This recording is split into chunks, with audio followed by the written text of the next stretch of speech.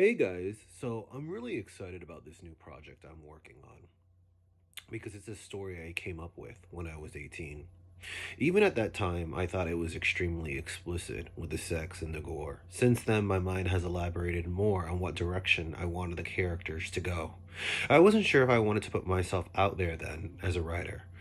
I guess I wasn't confident enough, but now I'm seeing it as a challenge, and it's so daring. Removing the Do Not Disturb sign is actually a mixture of two things that I created: a poem and that story that was never written. I thought the character needed a past, and well, now is the present, so this is it.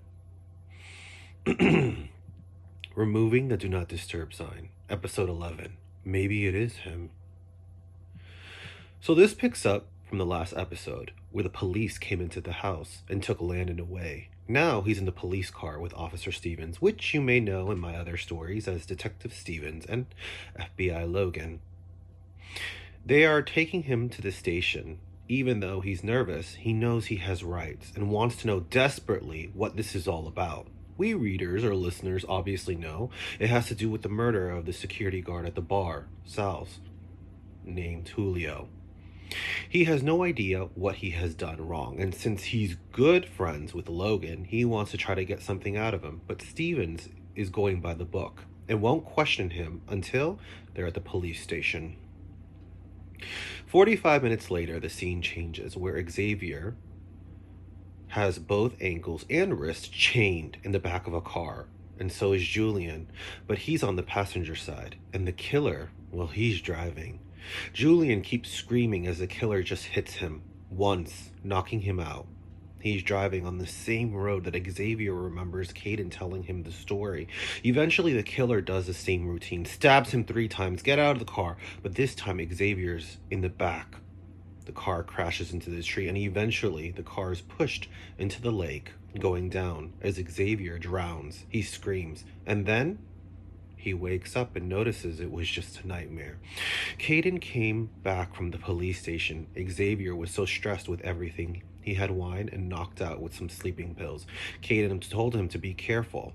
He also told him that they questioned him, but that they were going to let him go in the morning. Since Julio was murdered, they just needed to bring the closest person that they talked to.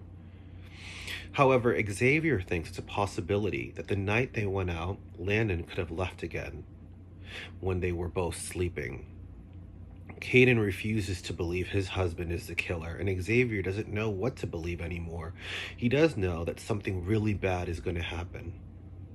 In the middle of their conversation, they hear a noise in the mansion. They both walk out of the room. The noises sounded more like shouts and shouts of pleasure. They looked at each other confused but kept walking. The noises coming from Landon's man cave, so they go into that direction but stop by the kitchen to pick up a knife, both of them. When they finally reach the room, they notice a window open, which Caden closes, and Xavier is in shock because he sees the projector on and a homemade porn playing. All of this was Julian's. He told that to Caden as he went through the folder on the laptop, the private stuff, to show him all the pictures Julian took of Xavier unnoticed. They were newer ones this time, taken of Xavier, Caden, Julian, and Mia from the birthday party, Landon from the other night At this point, there's a lot of evidence, but no suspect, and the killer keeps leaving messages. Stay tuned for the next episode.